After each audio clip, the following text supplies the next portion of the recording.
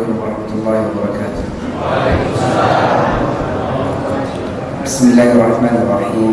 الحمد لله رب العالمين، وأشهد أن لا إله إلا الله وحده لا شريك له، وأشهد أن سيدنا ونبينا محمدا عبده ورسوله.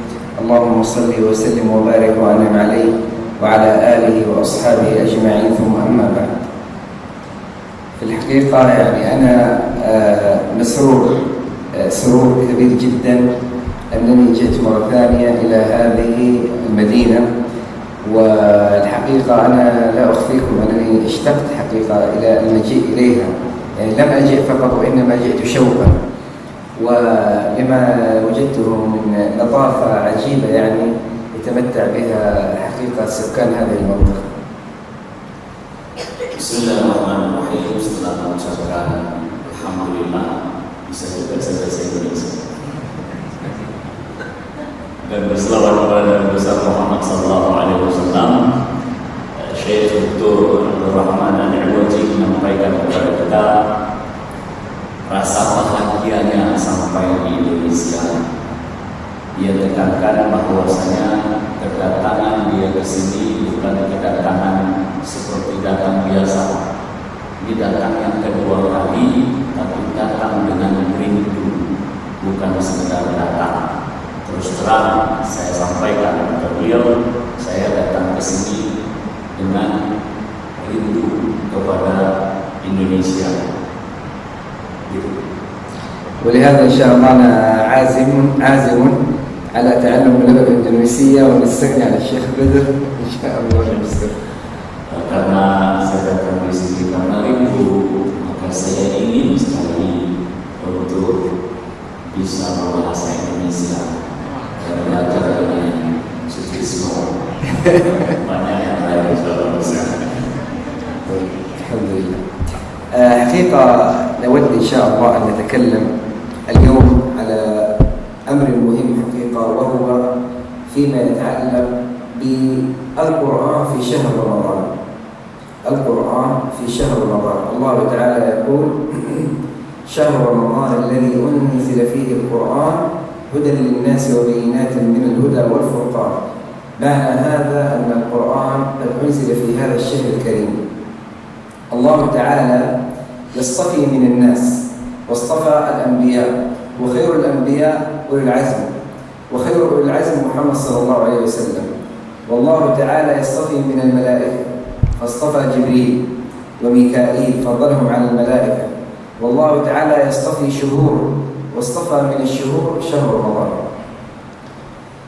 Bapak Ibu sekalian dimuliakan Allah Subhanahu wa taala, saya Syekh Dr. Abdul Rahman Al-Iwaji akan berbicara tentang Al-Qur'an. Allah Subhanahu wa taala berfirman dalam surat Al-Baqarah ayat 185, Syahrul Ramadan alladzi unzila fihi al-Qur'an, yang artinya adalah bulan Ramadan yang diturunkan di dalamnya Al-Qur'an. Itu menunjukkan bahwasanya pentingnya Al-Qur'an di bulan suci Ramadan. Allah Subhanahu wa taala memilih di antara manusia semuanya ulul azmi, yang 5 nabi tersebut. Dan di antara ulul azmi ini Allah Subhanahu wa taala memilih Nabi Muhammad sallallahu alaihi wasallam. Di antara para malaikat Allah memilih malaikat Jibril. Dan di antara bulan-bulan Allah memilih bulan Ramadan. Artinya di sini bahwasanya Allah Subhanahu wa taala memilih di antara yang manusia ada situ ulul azmi. Di antara ulul azmi ada yang dipilih Nabi Muhammad. Di antara bulan-bulan yang dipilih adalah bulan Ramadan. Di antara malaikat yang dipilih adalah malaikat Jibril alaihissalam. وهذا الشهر النبي صلى الله عليه وسلم كان يتدارس فيه القرآن. ما معنى يتدارس القرآن مع جبريل؟ يعني أن يقرأه عليه غيبا، يقرأه عليه غيبا، يعني يدارسه القرآن، يعني يعيده المرة بعد المرة كل ليلة في هذا الشهر. ولذلك كان من سنة اتباع سنة النبي صلى الله عليه وسلم هو قراءة القرآن في هذا الشهر. Bapak Ibu sekalian yang dimuliakan Allah Subhanahu wa taala, Nabi besar Muhammad sallallahu alaihi wasallam di bulan suci Ramadan ini yatadaras, belajar Al-Quran dan membaca Al-Quran yang diajarkan oleh malaikat Jibril. Malaikat Jibril membaca, kemudian diikuti oleh Nabi besar Muhammad SAW selama bulan suci Ramadan. Itu berarti bahwasanya perhatian kita di bulan suci Ramadan ini terhadap Al-Quran, perhatian yang kita buat lebih untuk kita membaca Al-Quran. ولهذا فقراءة القرآن في هذا الشهر العظيم يعني لها مزيد من الأجر بخلاف الأشهر الأخرى، لها مزيد من الأجر لما في ذلك من اتباع للسنة التي سنها جبريل على النبي صلى الله عليه وسلم وسنها النبي صلى الله عليه وسلم على أمته. Dengan demikian, maka membaca Al-Quran di bulan suci Ramadan ini memiliki kedudukan yang berbeda dengan bulan-bulan yang lain. Karena membaca Al-Quran di bulan suci Ramadan ini adalah merupakan sunnah Nabi besar Muhammad SAW. Malaikat Jibril mengajarkan Nabi besar Muhammad SAW Al-Quran, itu menunjukkan bahwasanya sunnah kita di bulan suci Ramadan ini membaca Al-Quran yang kedudukannya berbeda dengan bulan-bulan yang lain kalau kita juga baca Al-Quran. ولذلك فقراءة القرآن لوحدها لها أجر عظيم حتى لو أن الإنسان لا يفهم المعنى. يعني النبي صلى الله عليه وسلم يقول الحافظ بالقرآن مع الكرام السفرة البررة، يعني الذي يستطيع الترتيل والتجويد والمعنى. لكن لو أن إنسان يقرأ بدون تجويد أيضا له أجر، ولو أن إنسان يقرأ بدون فهم أيضا له أجر. القاضي عياض في كتابه الشفاء بتعريف المصطفى صلى الله عليه وسلم قال أن أحد السلف كان يقرأ القرآن فمر نصراني من عند البيت فبكى، فقالوا له ماذا يبكيك؟ هل تفهم المعنى؟ قال لا، وإنما للحن والنظم الذي سمعه من القرآن. Bapak Ibu, pahala membaca Al-Quran itu sangat besar sekali. Baik itu dibaca oleh orang yang paham ataupun kita tidak paham membacanya. Yang pandai membaca Al-Quran dalam tilawah Al-Quran, huruf-huruf haknya diberikan, artinya ia memahami tajwid daripada membaca Al-Quran, maka dalam sebuah hadis dikatakan ia bersama para malaikat. Sementara yang tidak paham, yang tidak pandai tajwid, dia pun mendapat pahala. Sebuah cerita yang disampaikan adalah ketika Al-Qadhi Iyad menceritakan seseorang membaca Al-Quran. Seseorang membaca Al-Quran, yang membaca ini paham. Lalu lewatlah di situ seorang Yahudi. Ketika itu orang Yahudi ini mendengar, dan kemudian orang Yahudi ini menangis. Maka ditanya oleh yang membaca Al-Quran, kenapa engkau nangis? Engkau paham apa yang dibaca? Enggak, tapi baca engkau itu membuat saya meneteskan air mata. Artinya yang tidak paham pun ketika dia membaca Al-Quran, dia mendapatkan pahala. Seseorang yang membaca Al-Quran, dia baca Al-Quran itu, dia nggak paham apa yang dibacanya, tapi dengan lantunan ia itu sendiri, ia meneteskan air mata, maka tentunya itu mendapatkan pahala. ولذلك ربما لو سمعت محاضرة لمدة ساعة قد لا يتأثر قلبك عند سماع آية من قارئ فيها شيء من الخشوع والترتيل، سوف تشعر بشيء من الخشوع وبدون أن تفهم المعنى. والواجب حقيقة على الإنسان أن يحرص الحمد لله أن القرآن ترجم لكل لغات العالم. فلذلك لو أن إنسان يعني لو كل يوم أو في الأسبوع مرة مرتين يستطيع أن يفتح القرآن ويذكر التراجم، ولذلك آية واحدة قد تفعل في القلب ما لا يفعله محاضرات ودروس. Bisa jadi kita ketika mendengar ceramah selama 1 jam tidak ada pengaruhnya pada diri kita. Namun tatkala kita membaca atau mendengarkan satu ayat dibaca dengan suara yang bagus dan dengan tajwid yang bagus, satu ayat itu bisa mempengaruhi diri kita. Makanya hendaknya kita membaca Al-Quran walaupun satu halaman, walaupun satu ayat, karena itu akan mempengaruhi diri kita. وحقيقة أن أن كثيرا من الناس يغفل عن أمر مهم، وهو أن القرآن فيه الله تعالى يقول: وينزل من القرآن ما هو شفاء ورحمة للمؤمنين.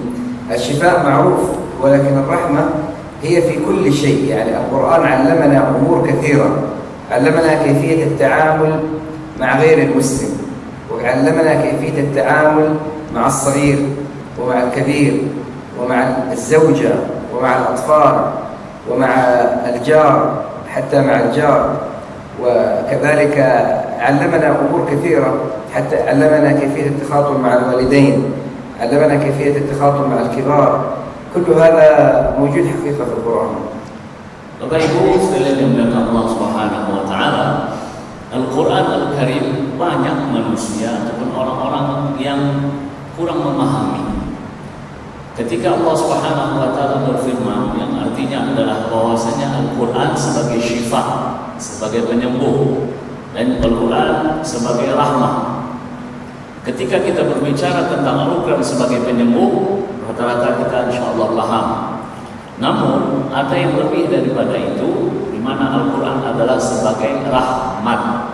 Rahmat di sini berarti bagaimana Al-Qur'an ini mengajarkan interaksi antara kita muslim dengan non-muslim. Bagaimana interaksi seseorang dengan bapaknya, interaksi orang tua dengan anaknya, anak dengan orang tuanya. Bagaimana cara berbicara seorang anak dengan orang tuanya. Semuanya itu disebutkan di dalam Al-Quran dalam kata rahmat ini. Jadi kata rahmat ini interaksi kita dengan orang lain, dan juga cara banyak ya, cara berbicara kita dengan orang yang lebih tua daripada kita dan lain sebagainya. Itu menunjukkan bahwasanya Al-Quran bukan hanya sekedar penyembuh ya, tapi juga sebagai rahmat. Rahmat ini yang memiliki makna yang lebih luas lagi. ولذلك يعني وهذه الرحمة كلها نزلت في هذا الشهر الكريم. أقرأ لك هذه الآية التي أنزلها الله تعالى يبين أن القرآن أنزل في هذا الشهر الكريم. أعوذ بالله من الشيطان الرجيم. شهر رمضان الذي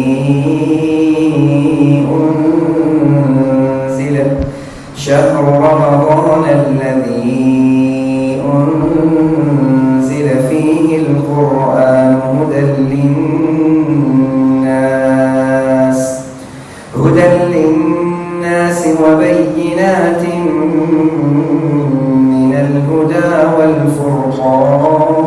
والفرقان، فمن شهد منكم الشهر فليصم، ومن كان مريضا أو على سفر فعدة من أيام أخر، وعلى الذين يطيقونه فدية طعام مسكين، فمن تطوع خيرا فهو خير له، وأن تصوموا خير لكم إن كنتم تعلمون.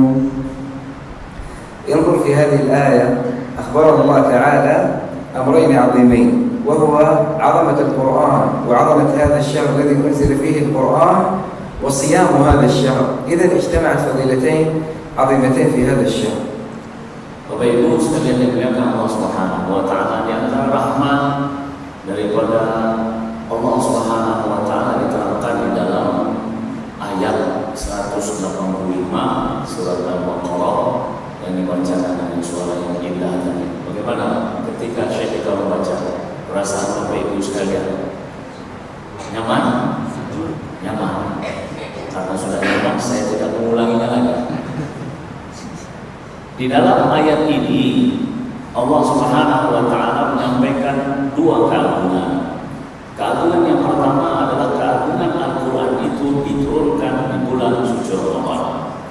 Yang kedua adalah keagungan puasa di bulan suci Ramadan. Inilah dua keagungan yang disampaikan oleh Allah Subhanahu wa taala dalam surat Al-Baqarah ayat 185. Keagungan Al-Qur'an karena diturunkan di bulan suci Ramadan, dan keagungan berpuasa di bulan suci Ramadan.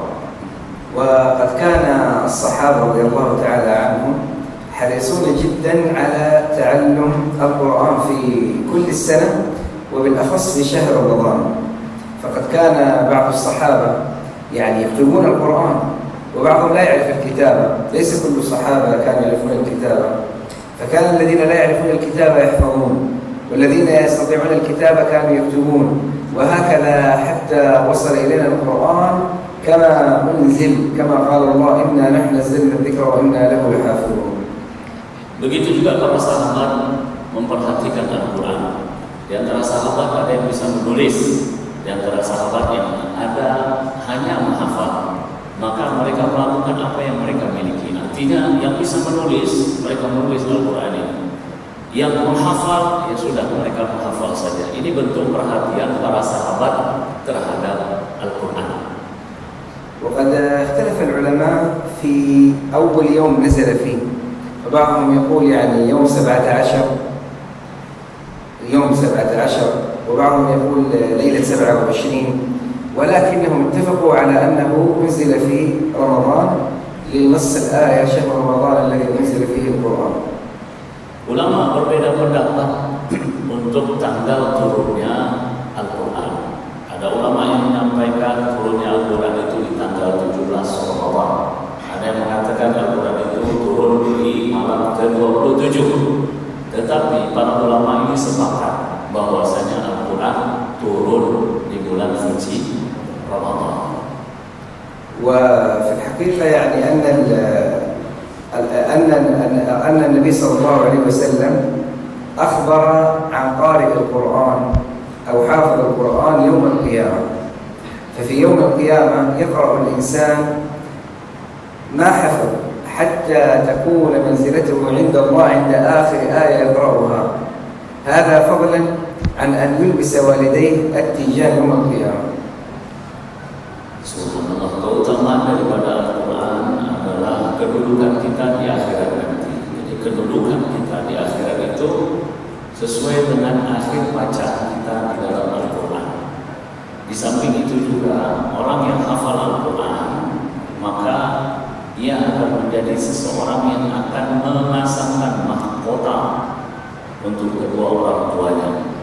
Jika anak-anak kita jadikan orang-orang yang menghafal Al-Quran, maka di akhirat nanti ialah yang akan memasang mahkota untuk kedua orang tuanya.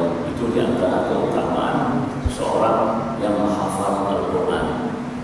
ولذلك يعني لو أن كل أهل حي يعني اتفقوا مع معلم يعلم القرآن لو بدأ من سورة الفاتحة، لأن الصلاة لا تصح إذا كان فيها كسر، وفي يوم من الأيام الذي مثلا آخر يوم في الأسبوع يترجم أو يأخذون بعض المعاني في القرآن الكريم، لوجدوا أن لو مرتين في الأسبوع ليس كل يوم حتى، لوجدوا أن آخر السنة لديهم حصيلة عظيمة جدا من الحفظ ومن ترجمة معاني القرآن. Bapak Ibu, ya ini di antara cara ya sikap kita terhadap Al-Quran, yaitu kita menghafal dalam seminggu berapa ayat saja, kita berusaha untuk menghafal dalam seminggu itu kita menghafal, atau kita mengetahui terjemahan daripada apa yang kita baca sekali seminggu. Mungkin hari ini kita menghafal, ini tambahan saya sebagai keterangan, kita menghafal 2 ayat aja satu minggu ini. Satu minggu 2 ayat, sampai minggu ke depan selesai 2 ayat itu. 2 ayat itu boleh Allahu Akbar, Allahu Samad. Sedikit sekali kalau cuma itu. Ya ayat-ayat yang lain yang panjang. Seminggu kemudian tambah lagi dengan 2 ayat. Kemudian yang kedua, kita belajar untuk paham apa yang kita baca, yaitu tadi terjemah. Jadi jika kita baca sempurna Al-Fatihah, kita memahami terjemah daripada Al-Fatihah itu.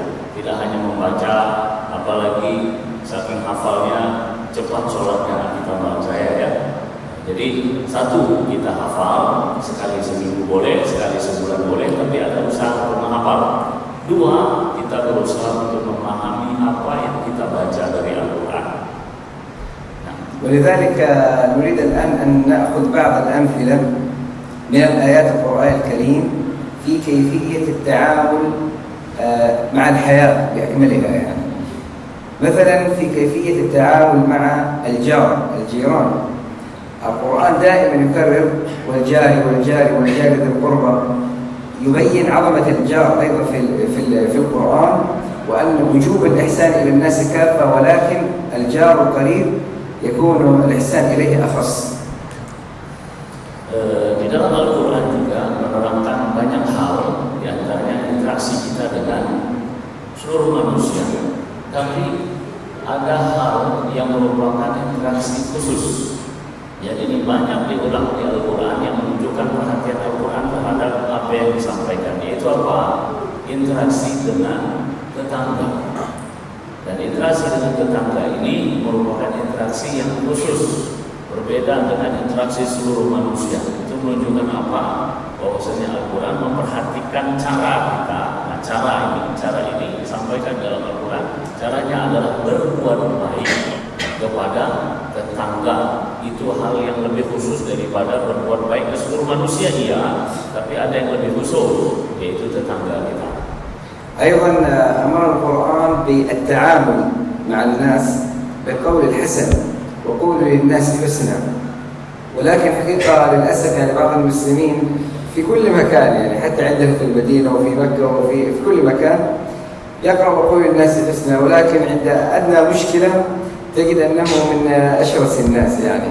والقرآن أمرنا بالإحسان إلى الناس بالخطاب بالكلام، ليس فقط بالفعل.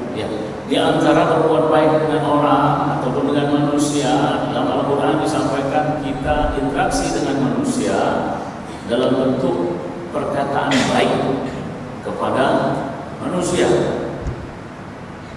Memang perkataan baik ini baik, namun tetap ada saja yang berkata tidak baik.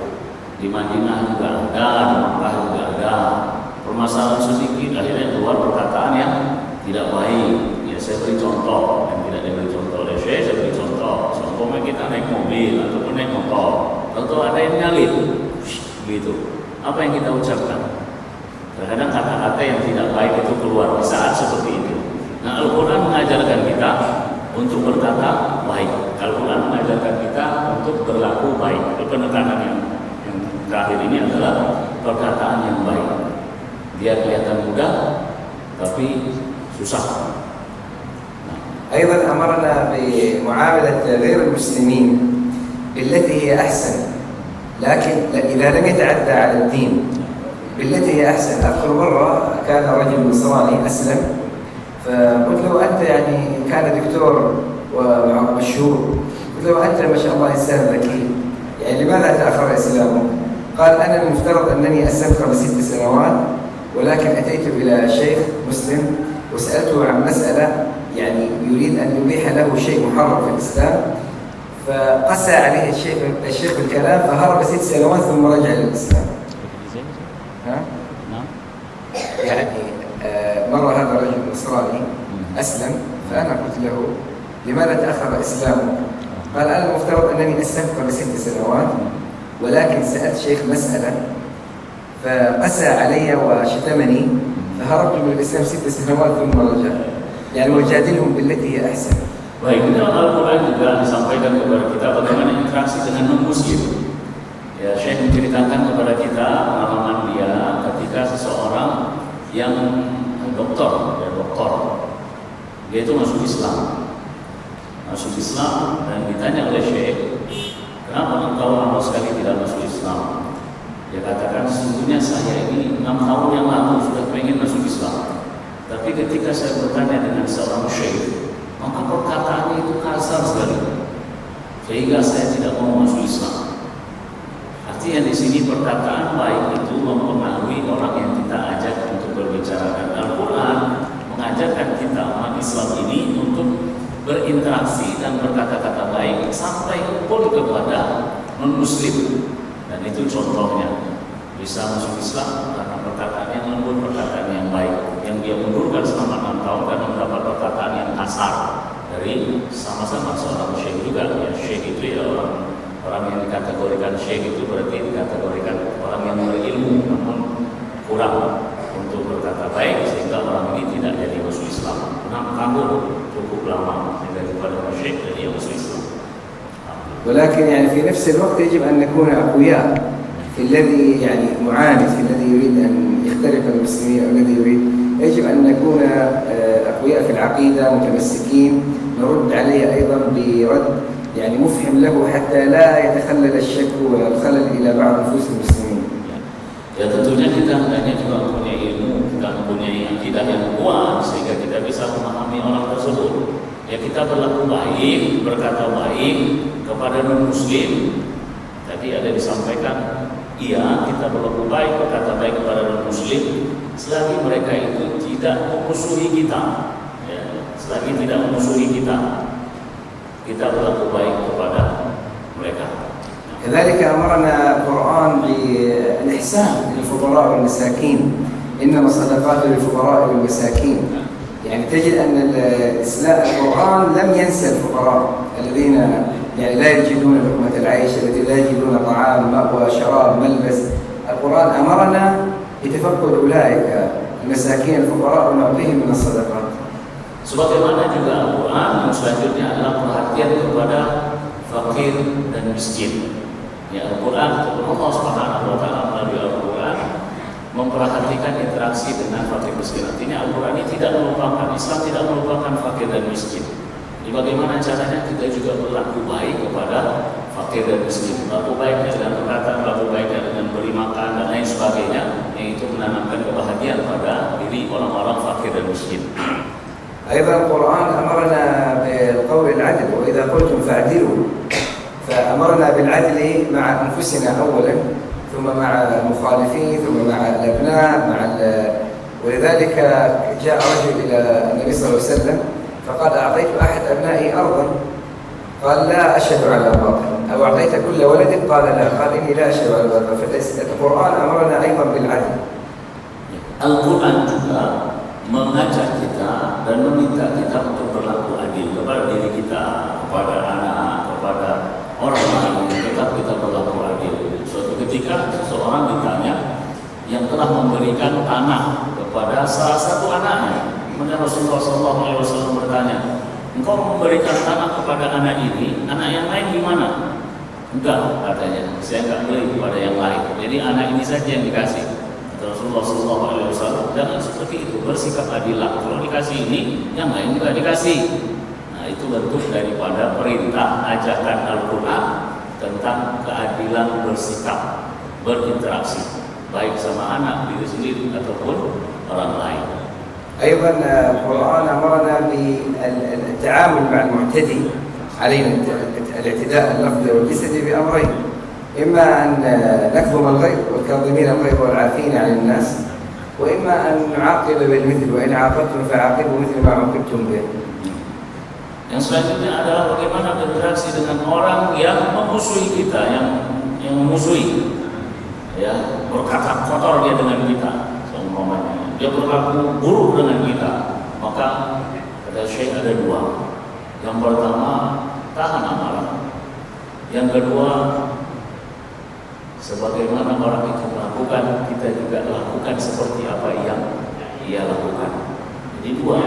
Nah, pilih yang mana? Kalau semuanya ini musuh Islam, Bapak Ibu sekalian, lebih sifatnya gitu, yang sifatnya musuh, yang menghajar Islam, memburuk-burukkan Islam. Pertama, tahan amarah. Kayaknya amarah sudah ditahan sampai sekarang ini. Yang kedua, kita balas. Dengan firman Allah Subhanahu wa Ta'ala sampaikan seperti itu. Tapi hingga sekarang umat Islam masih tahan amarah. ولكن المعاقبة بالمثل طبعا لا يكون الإنسان هو الذي، وإنما بالطرق القانونية يستطيع أن يأخذ حقه، يعني حتى لا تكون فوضى. الإسلام ينهى عن الفوضى في المجتمعات. Ya tentunya Islam malah kekacauan. Pilihan yang kedua tadi juga hendaknya kita hidup dalam pemerintahan yang di situ ada hukum, ada undang-undang, ya kita berikan kepada pemerintah, bukan membalas langsung begitu. Jadi tadi kan ada dua pilihan. Nah, pilihan yang kedua ini ada caranya. Caranya itu melalui hukum. Ya, advokat Muslim, ayolah yang membela Islam ini. Ya, seperti itu. Jadi tidak kacau jadinya.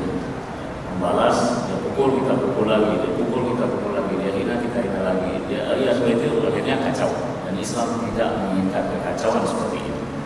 Nah, كذلك القرآن يأمرنا بكيفية التعامل مع الزوجة النساء مودة ورحمة، وليس يعني غلظة وشراسة، وإنما مودة ورحمة. Islam juga ataupun Al-Quran mengajarkan interaksi antara suami dengan istrinya, tidak dengan kasar, tetapi berlaku lembut. Tidak dengan kasar, tetapi berlaku lembut. Tidak berkata yang kotor, tidak bersikap yang kasar. Tapi Islam melalui Al-Quran ini mengajarkan seorang suami untuk berlaku lembut kepada istrinya. إذن هذه يعني بعض الأمثلة التي تبين كيفية معالجة القرآن، حتى أنا قلت هذه الأمثلة حتى يتبين الإنسان على ماذا يحتوي القرآن. القرآن يحتوي على أمور كثيرة، وهذه أمثلة بسيطة ترغب القلوب في قراءة هذا القرآن في هذا الشهر العظيم. Yang saya sampaikan dari awal sampai terakhir ini adalah beberapa contoh daripada anjuran-anjuran Al-Quran dalam kehidupan kita sehari-hari. Ini menunjukkan bahwasanya contoh-contoh yang disampaikan itu bahwasanya Al-Quran memperhatikan seluruh lini kehidupan kita. Tujuan saya adalah agar kita itu sayang, cinta kepada Al-Quran, agar kita itu mendekat kepada Al-Quran, karena Al-Quran ini memberi solusi kepada seluruh permasalahan kehidupan kita. ولهذا حقيقة أوصي نفسي وأوصي إخواني بضرورة يعني الرجوع إلى القرآن وإلى النظر، كذلك أيضا لا ننسى بعض المعاني، وكذلك محاولة قراءته ولو محاولة يعني عسيرة ولكن محاولة. كل ذلك إن شاء الله سوف يكتب الأجر، لأنه لكل حرف 10 حسنات وليس حسنة واحدة، وهذا الأجر يتضاعف. Pesan saya kepada Bapak Ibu sekalian adalah kita kembali kepada Al-Quran, kembali membaca Al-Quran. Walaupun kita tidak memahaminya, karena pahala membaca Al-Quran itu 1 huruf sama dengan 10 kebaikan. Alif lam mim bukan 1 huruf, tapi alif itu sendiri huruf, lam itu sendiri huruf, mim itu sendiri huruf. Berarti 1 huruf sama dengan 10. Ayolah kita kembali kepada Al-Quran untuk memahami isi Al-Quran dan untuk mengamalkan isi Al-Quran. Ya, itu yang saya sampaikan oleh Syekh Abdul Rahman Al-Iwaji. Apakah dibuka pertanyaan Pak Erwin atau ditutup? Ada pertanyaan? Kalau nggak ada yang bertanya, saya tanya. Iya. Dengan bahasa Arab ya, Pak Ambu. Saya yang lagi main maksudnya. Ayo silakan Pak. Kesempatan ini, ya kesempatan Syekh. Ini wakil rektor ini. Tidak, ya alhamdulillah yang datang ke sini adalah Syekh dari Madinah Al-Munawwarah. Pak Herman sendiri sudah sampai ke rumahnya. Saya dua kali tahun lalu, tahun ini nggak ketemu. Luar biasa Pak Erwin, nasibnya baik betul. Ya silakan. Bil Arabi, ada bil Arabi, ada min Gontor.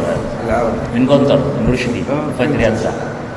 Assalamualaikum warahmatullahi wabarakatuh. Waalaikumsalam. Syukran jazilan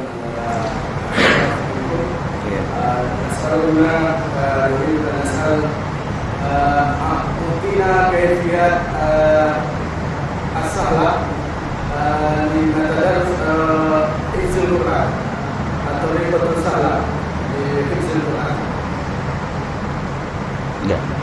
يعني ربما يكون أسهل الطرق هو وجود الشيخ، وجود المعلم، لأن الإنسان دائما أنت يعني القرآن سهل كما قال الله ولقد يسرنا القرآن للذكر، ولكن وجود المعلم أمر ضروري حتى يستقيم اللسان للأحرف والتجويد. وجود المعلم أمر ضروري.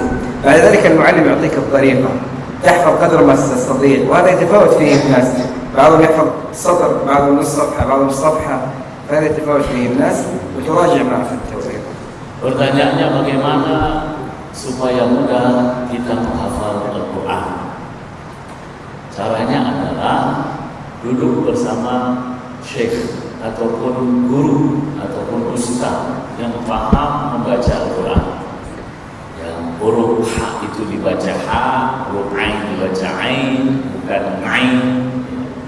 Karena ada yang baca alhamdulillahirabbil alamin ya. Jadi yang pertama itu kita belajar dengan syekh.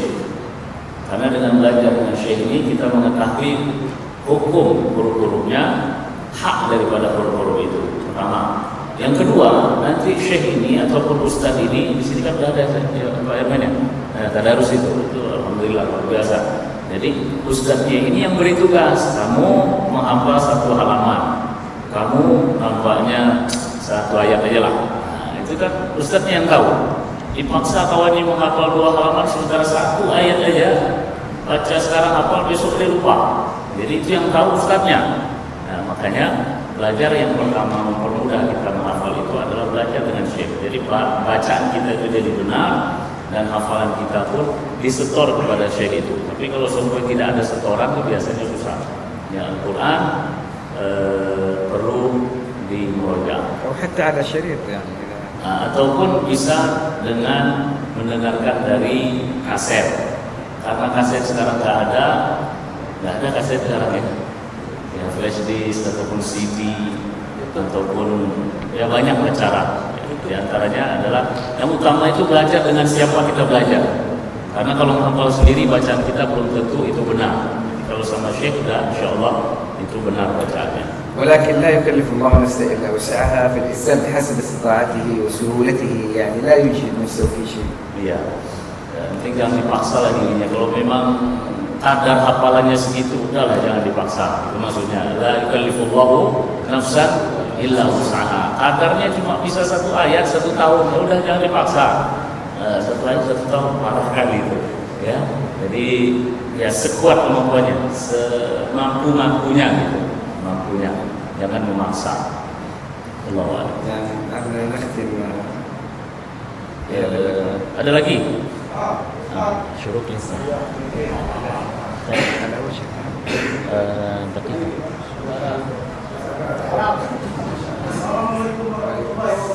Waalaikumsalam. Saya merasakan kalau saya malam terjadinya Al-Quran itu apa-apa kejadian yang luar biasa. Malam terjadi يعني الواقع الكبير الذي حصل عند نزول القرآن. ما هي الوقائع الكبيرة التي حصلت عند نزول القرآن؟ أو إنها قصة عظيمة يعني عند نزول القرآن. القصة هذه معروفة ذكرها الله في القرآن في قوله تعالى اقرأ باسم ربك الذي خلق الإنسان من علق. النبي محمد صلى الله عليه وسلم كان لا يستطيع القراءة ولا الكتابة، يعني لا يقرأ ولا يكتب، وهذا من الإعجاز أن يكون القرآن هذا كله ينزل على إنسان لا يستطيع القراءة ولا الكتابة. هذا أيضا يبين لك الإعجاز. لو أنزل على عالم مثل سقراط أفلاطون أرسطو لقال الناس هو الذي اخترعه، لكن ينزل على إنسان لا يستطيع القراءة والكتابة. جاء إليه جبريل وهو في غار حراء فضمه إليه وقال له اقرأ، قال ما أنا بقارئ، يعني لا أستطيع القراءة. فقال اقرأ، قال ما أنا بقارئ. في الثالثة قال اقرأ باسم ربك الذي خلق. من هنا ابتدأ نزول القرآن على محمد صلى الله عليه وسلم حسب الوقائع. كان ينزل إليه من جبريل، الله يوحيه إلى جبريل وجبريل ينزله على النبي محمد صلى الله عليه وسلم. Ya, kejadian besar yang terjadi ya, itu pertanyaannya Pak ya. Ya, kejadian besar yang terjadi saat turun Al-Quran adalah ketika Rasulullah SAW berada di Gua Hira. Malaikat Jibril turun. Saat itu Rasulullah dalam keadaan sendiri, disuruh oleh Malaikat Jibril Iqra, baca. Rasulullah katakan ma'ana biqari, saya tidak bisa membaca. Ditarik oleh Jibril dan didekat kuat hingga keluar keringat Rasulullah SAW. Dilepaskan lagi, berulang ini 3 kali. Iqra, ma'ana biqari, ditarik lagi dan didekat sambil keringat, sambil sesak napas Rasulullah SAW dan dilepas lagi. Berarti di sini Rasulullah tidak bisa membaca. Tetapi tadi dipegang Al-Quran. Tetapi sebanyak ini ayat, sebesar ini dan setebal ini Al-Quran, orang yang tidak bisa membaca bisa dan menghafalnya. Kalaulah ini diturunkan kepada Aflatun, Sokrates, siapa lagi? Orang Yunani tersebut. Ketika dia bisa Ini kan orang berilmu, ketika dia bisa, orang akan beranggapan dia sendiri yang buat itu. Tetapi ini diturunkan kepada Nabi Muhammad SAW yang tidak bisa membaca. Namun ya, sekarang ini juga kita melihat anak orang tahun seperti Musa belum bisa membaca. Tetapi itulah mukjizat Al-Quran. Jadi kejadian besarnya Pak, yaitu saat Rasulullah SAW berada di Gua Hira, dan di situ turun wahyu dari Allah Subhanahu Wa Taala melalui malaikat Jibril kepada Nabi besar Muhammad SAW. Dan tentunya setiap ayat ataupun beberapa ayat ada sebab nuzulnya, ada sebab turun ayat ini apa sebabnya, itu ada di dalam Al-Quran dan itu ada ilmunya. Insya Allah demikian. Ya, Bapak Ibu sekalian, ditutup karena sudah syuruk ikhtimah. Insya Allah akan ditutup dengan doa. يعني في ختام هذا اللقاء أسأل الله العظيم رب العرش العظيم كما جمعنا في هذا المكان المبارك أن يجمعنا تحت ظل عرشه يوم لا ظل إلا ظله. أسأل الله أن يرزقنا الحق وأن يرينا الحق حقا ويرزقنا اتباعه، وأن يرينا الباطل باطلا ويرزقنا اجتنابه، وأن يعيننا على فعل الخير، وأن يجنبنا فعل الشر، وأن يدخل الإيمان في قلوبنا، وأن يعيننا على صيام رمضان وقيامه، وأن يجعله حجة لنا لا علينا. اللهم إنا نسألك كما جمعتنا في هذا المسجد المبارك أن تجمعنا بإخواننا تحت ظل عرشك يا رب العالمين، واجعل اللهم أعمالنا خالصة لوجهك الكريم، وانزع الرياء والنفاق من قلوبنا يا رب العالمين. هذا وصلى الله وسلم وبارك وأنعم على نبينا محمد وعلى آله وصحبه أجمعين، وآخر دعوانا أن الحمد لله رب العالمين.